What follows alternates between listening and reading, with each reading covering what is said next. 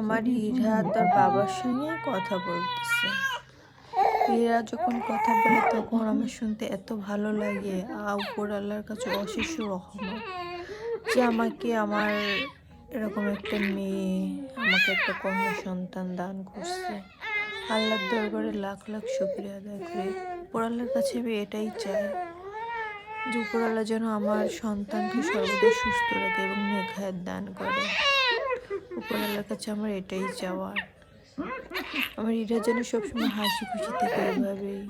উপর আল্লাহ যেন তাকে কোনো কষ্ট বুঝতে না দেয়। আপনারাও সবাই আমার ইরার জন্য দোয়া করবেন। আমি আমার ইরাকে অনেক ভালোবাসি। উপর আল্লাহ আমাকে অনেক ভালোবাসে, এই জন্যই আমার ইরাকে আমাকে উপহার দিছে। সে তার বাবার সাথে কত মজা করতেছে, দুষ্টুমি করতেছে।